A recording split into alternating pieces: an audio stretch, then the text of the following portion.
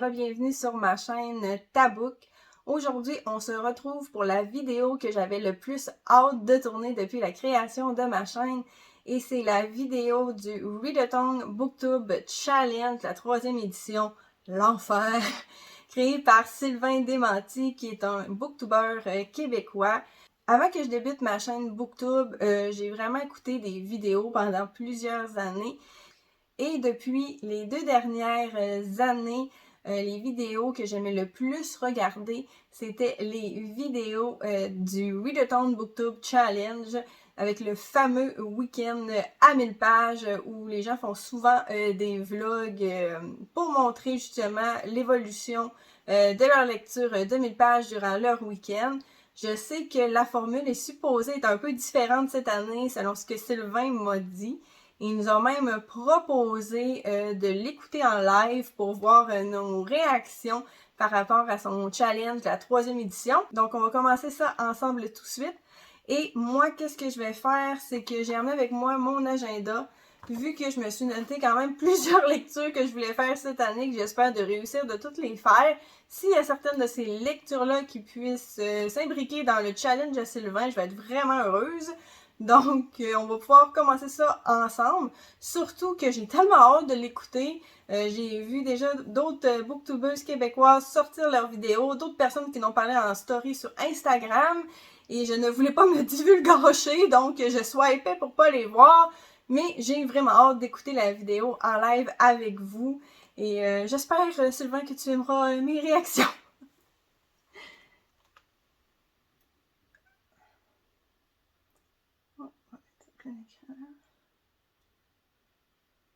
Bonjour tout le monde, je m'appelle Sylvain Desmenti, bienvenue sur cette nouvelle vidéo sur ma chaîne, ça faisait un moment, mais surtout bienvenue de nouveau, re-bienvenue au Readathon Booktube Québec 3, l'enfer. C'est donc la 3e édition du Readathon Booktube Québec et cette année j'ai décidé de faire les choses un petit peu différemment et c'est une idée que j'ai eue il y a un moment. En fait, l'été dernier, alors que je me disais que je ne ferais plus de Readathon, mais j'ai eu cette idée. Et donc, je vous invite, si vous avez envie de participer, je vous invite à arrêter la caméra, à arrêter la vidéo, c'est-à-dire, arrêtez pas la caméra, allumez votre caméra et filmez votre réaction parce que je pense que ça peut être drôle et ça peut être intéressant de voir vos réactions dans vos vidéos. Donc, vous pouvez arrêter la vidéo maintenant et la partir quand vous êtes seté. OK.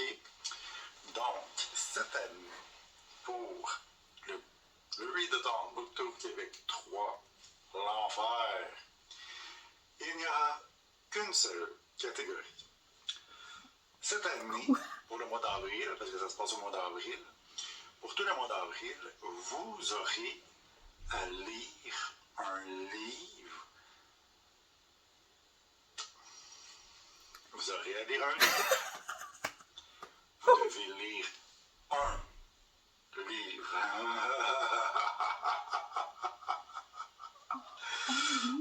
Juste un? C'est ça le défi cette année pour le Readathon Booktube Québec. C'est mon Readathon, c'est moi qui décide. Donc, juste un livre, mon Dieu! Dans les 2 premières années, ben en fait, à la naissance du Readathon Booktube Québec, la première année, c'était parce que on venait de tomber en pandémie, on venait tout était fermé, les magasins étaient fermés, les bibliothèques étaient fermées. Et je m'étais dit, tiens, je vais faire un Readathon pour, premièrement, qu'on ait quelque chose à faire, et deuxièmement, pour nous faire lire les livres qu'on a déjà à la maison. L'année suivante, loin d'avoir envie d'encourager des achats, je me suis dit, tiens, je vais faire la même chose. Je vais encourager les gens à piocher dans les livres qu'ils ont déjà. Puis, moi, je suis pas très bon pour les faire, les Readathon. Je suis comme pas pire pour trouver des catégories, mais pas tellement pour les faire. Puis, ça m'a un peu découragé l'année dernière parce que je me disais, justement, il me semble que je participe pas, puis il y a peut-être d'autres personnes qui en font des mieux, puis tout ça. Mais là, je me suis dit, j'ai eu cette idée de concept de slow read. D'ailleurs, pendant que je vous explique, là, vous pouvez arrêter de vous filmer. Là. Votre réaction a été prise et maintenant je vous explique ma ligne de pensée. Donc, je trouve qu'on est beaucoup... Ça dévie un peu de la raison pour laquelle j'ai lâché Goodreads aussi. Je trouvais que ça...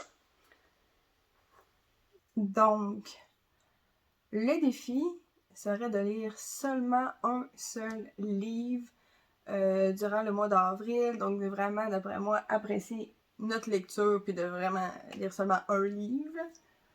Mais bon, on va écouter le reste. Sinon, je vais vous mettre le lien de la vidéo à Sylvain. Vous pourrez aller la voir mieux, puis mieux entendre sûrement le son également que sur ma tablette. Là. Donc, j'ai continué à écouter une partie du vidéo seule.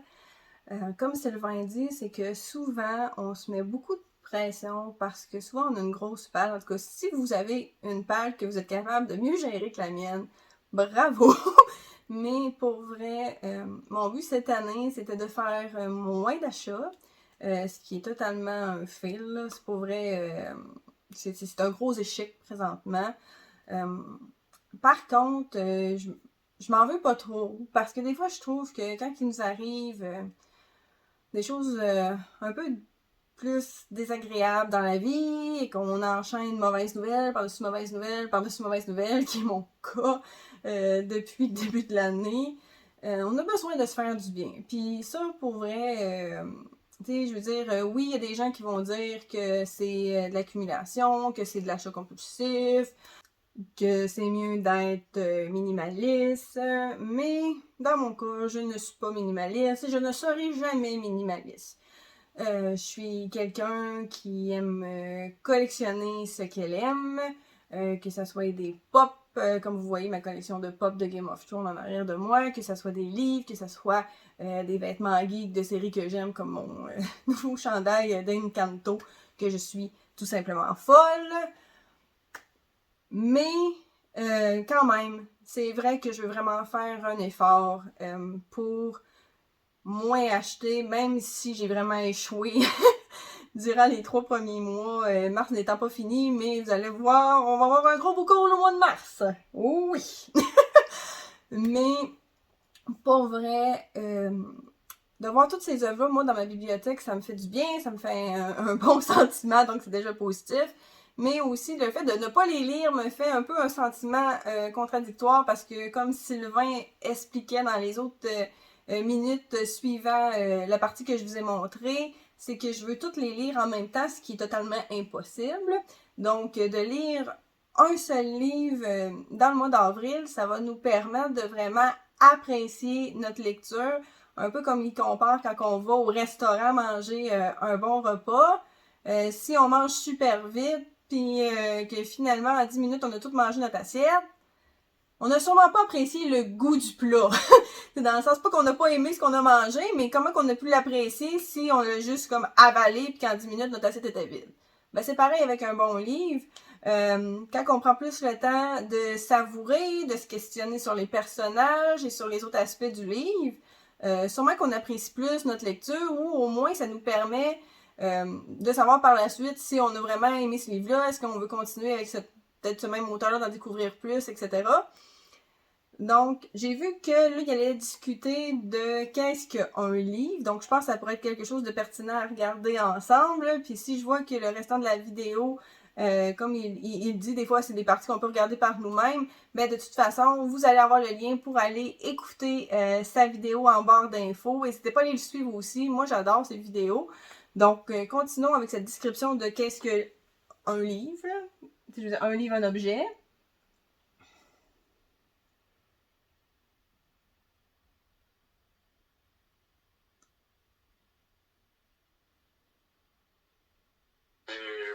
Soyons très zen, choisissons un livre et allons-y avec ça. Maintenant, qu'est-ce que j'entends par un livre? Un livre, c'est bien sûr un objet, mais ça peut vouloir dire plusieurs choses. Par exemple, un livre, si je prends un livre... prenons un livre ici. Prenons ce livre-ci. Je fais plus de montage, by the way. J'ai arrêté de faire ça. J'ai une autre chaîne. Puis sur mon autre chaîne, je fais jamais de montage. C'est ça qui se passe. Démission totale, paresse, plus d'efforts. Tout ceci. Je pense plutôt que j'aime Sans transparence. Les nouveaux noms d'adoption. Anyway, ça va avoir ce que je dis. Mais bref, par exemple, bon, ceci est un livre, hein, Bazar de Stephen King, c'est un livre, bien sûr. C'est un gros livre. D'ailleurs, il y a peut-être des chances que je prenne celui-là. Je n'ai pas encore décidé à 100%, mais celui-là, il y a des bonnes chances. Mais aussi, qu'est-ce qu'un livre? Un livre, ça peut être une intégrale. Une intégrale, comme la Diaspora des Desrosiers, ça c'est 9 livres. C'est une intégrale. Mais c'est quand même un livre. Et un livre, ça peut aussi être ça de Stephen King, qui est un livre, mais qui est divisé en deux subjets pour des raisons pratiques, des raisons d'édition, peut-être aussi des raisons pécuniaires, on ne se le cachera pas. Mais ça, c'est un livre. C'est divisé en deux, mais c'est quand même un livre. Attention, c'est un livre qu'on a divisé en deux. Ce n'est pas 2 tomes d'une série. Hein? Et puis, voilà. Donc, avec donc, tout ça, c'est des livres. Avec Goodreads et nos défis lecture et les objectifs qu'on se donne, j'ai l'impression qu'on lit beaucoup. Moi, je lisais beaucoup, je me mettais beaucoup de pression. Je me souviens qu'il y a des années où j'ai lu 100 livres, mais ces années-là, je pédalais beaucoup, je ne savourais pas. C'est une des années où j'ai lu 100 livres, j'ai lu Madame Bovary. Je salivais là, sur les belles phrases que j'ai lues. Je me souviens d'aucune d'entre elles. Il faudrait que je le relise. Donc, à quoi ça sert de lire si vite si je prends pas le temps de le savourer, si je n'absorbe pas la matière qu'il y a dans le livre? Finalement, c'est lire pour lire, puis c'est lire pour tourner des pages, puis cocher des cases, puis avoir un chiffre à la fin de l'année. C'est pas très intéressant. D'ailleurs, et je ne suis pas tout seul là, qui pense de cette façon-là, parce que y a plein de gens sur YouTube, sur Instagram, qui disent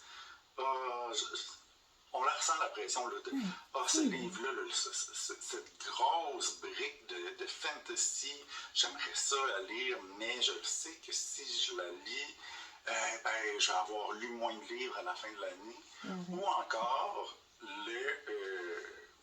le contenu sur nos médias sociaux, hein, parce que c'est donc important de montrer qu'on lit, puis qu'on montre plusieurs livres, puis nourrir nos médias sociaux, avoir du contenu.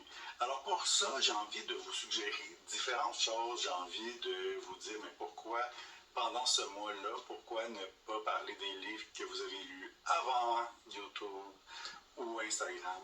Pourquoi ne pas parler des livres que vous avez envie de lire, mais que, oh mon Dieu, ce défi de merde vous empêche de le faire?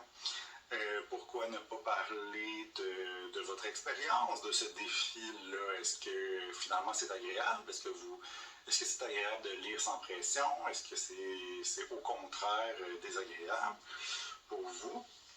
Et puis, si le nombre de livres lus par année vous importe vraiment, je vous invite à vous poser la question, pourquoi est-ce que c'est si important pour vous? C'est pas un jugement, c'est juste que moi, à un moment donné, moi c'est important pour moi, puis à un moment donné, j'en suis venu à me questionner, à me dire pourquoi est-ce que c'est si important pour moi.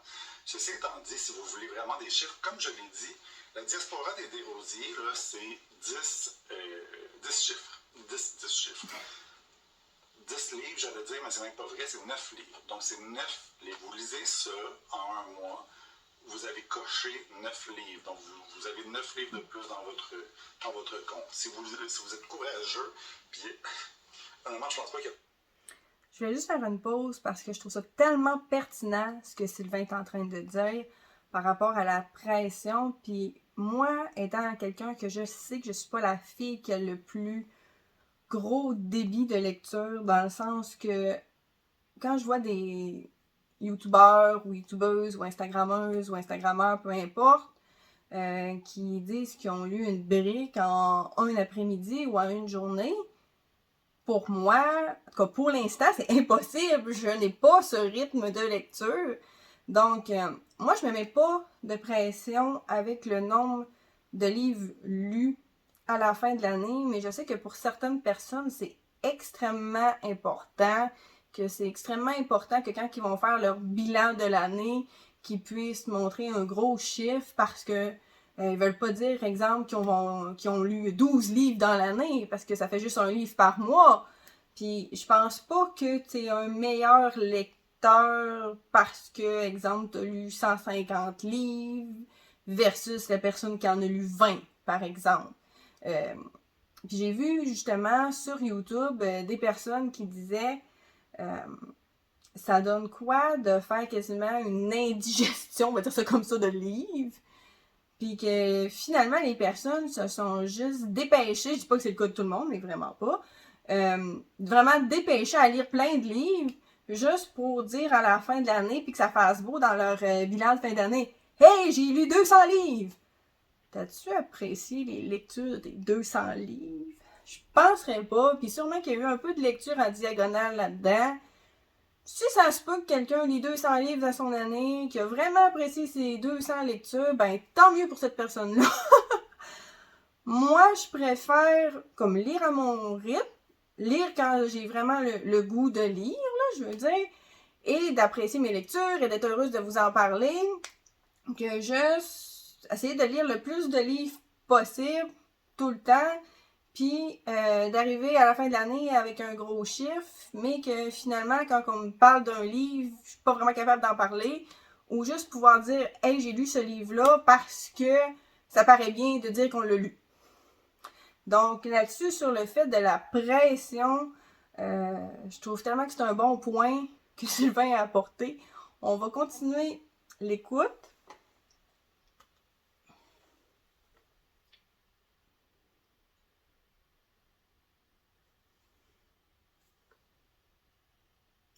Il n'y a personne qui va lire ça en un mois, mais si vous êtes courageux, vous voulez lire l'intégrale de Shakespeare, là, ça c'est 34 pièces. Fait que c'est plus qu'un livre par jour.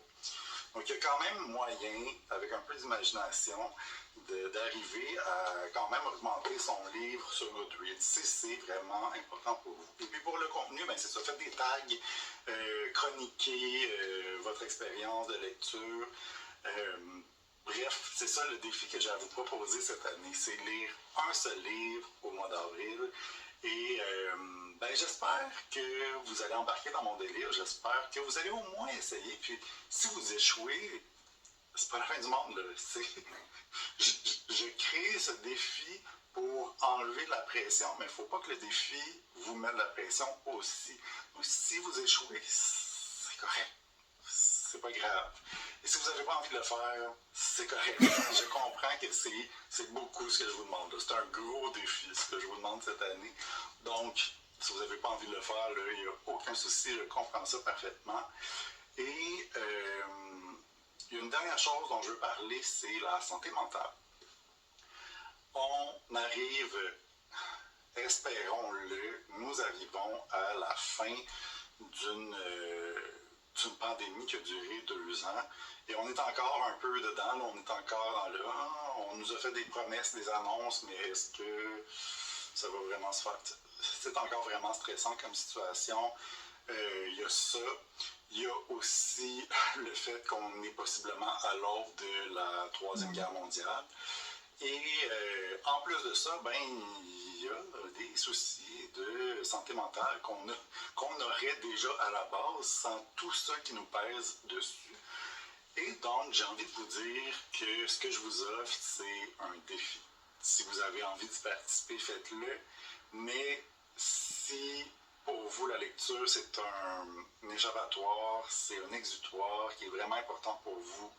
Et si vous ne trouvez pas le livre que vous voulez lire pour tout le mois, ou si vous avez vraiment envie de lire un seul livre, puis vous arrivez au milieu du mois, puis vous dites, là, en ce moment, j'aurais vraiment besoin de lire un livre de croissance personnelle, un livre de autre chose, n'importe quoi, une romance, quelque chose je sais pas, un livre d'horreur, parce que c'est ça qui vous tente, peu importe.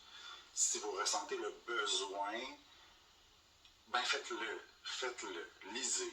Laissez faire ça, ce défi de fou-là. Puis lisez le livre que vous avez envie de lire. Votre santé mentale est ce qui est le plus important. Ceci étant dit, si vous avez vous ressentez le besoin d'avoir du confort, du soutien. J'espère que vous allez le chercher chez des gens plutôt que dans des livres, mais la littérature aide. Et je le sais moi-même, lire, ça aide. Et différentes choses peuvent aider. Regarder une série télé, ça peut aider, tout ça. Donc, je comprends. Je suis très bien placé pour comprendre qu'en cas de mauvaise passe, on a besoin des choses qui nous apportent du confort. Donc, encore une fois, pas de pression. Prenez pas ce défi-là trop au sérieux. Ceci étant dit, j'espère que vous allez quand même vouloir essayer de le faire. Et donc, c'était le défi. C'est le défi pour le Booktour. Mon Dieu, ça fait 3 ans, je suis pas capable de le dire. Le Readathon Booktour Québec 3. L'enfer. Dites-moi comment vous avez réagi à ça si vous ne filmez pas et dites-moi ce que vous en pensez. Et la dernière chose, il me semblait que j'avais autre chose à dire par rapport au livre. Oh, ici, par exemple, vous êtes en train d'apprendre le tricot, puis vous lisez un livre sur le tricot, bien, c'est pas obligé d'être votre seul livre. Là. Vous pouvez... Le livre, c'est votre livre de lecture, c'est votre livre de divertissement ou peu importe le livre que vous choisissez de consacrer pour le mois d'avril. Mais bien sûr que si, comme je le disais, vous êtes en train de prendre un cours de tricot, ça compte pas. Si vous avez un livre de petites pensées quotidiennes, ça compte pas. Si vous êtes à l'école puis vous avez des lectures obligatoires, ça compte pas. C'est vraiment le livre que vous prenez pour le temps que vous passez à la lecture la lecture agréable, la lecture de divertissement, la lecture de confort. Ce temps-là que vous prenez pour la lecture, ce devrait, selon ce défi, toujours être le même livre pendant tout le mois d'avril. Et une autre chose que vous pouvez faire aussi, peut-être, si vous arrivez à la fin de votre livre, vous pouvez peut-être le relire, ou essayer de retravailler à l'intérieur, peut-être relire des passages, revoir s'il y a des choses que vous n'avez pas vues la première fois. Bref, prenez votre temps et lisez sans pression. Donc c'était ça mon petit défi pour vous cette année. C'était ça ma grosse surprise dont j'ai parlé à quelques-unes d'entre vous l'année dernière. Quand j'ai eu mon idée, ben c'est ça, quand j'ai eu mon idée, c'était avant de savoir qu'on était possiblement à l'aube de la Troisième Guerre mondiale, mais quand j'ai eu mon idée, je me suis dit, j'aimerais tellement qu'on fasse ça, c'est tellement l'idée que j'ai envie, j'ai tellement envie qu'on redécouvre le plaisir de lire sans la pression des médias sociaux, sans l'idée qu'on a plein d'autres livres à lire, vraiment là, juste se concentrer avec un seul livre, penser qu'on a juste un livre et rien d'autre, comme sur une île déserte, un livre et rien d'autre. Bref. Merci beaucoup d'être ici, merci d'être là, merci de m'écouter et merci d'essayer de faire ce challenge complètement fou cette année avec moi. Et puis, je vous souhaite sincèrement bonne chance. Faites-moi une belle vidéo dans laquelle vous présentez le livre ou peut-être un post sur Instagram dans lequel vous présentez le livre que vous avez envie de lire pour le mois d'avril. Comme je vous ai dit, je n'ai pas encore décidé. Et c'est aussi pour ça que je fais cette vidéo aussitôt, c'est parce que je veux vous laisser le temps de planifier vos affaires. Donc, j'espère que vous aurez du plaisir. Je vous souhaite de belles lectures pour le mois d'avril et on se retrouve très bientôt. Au revoir.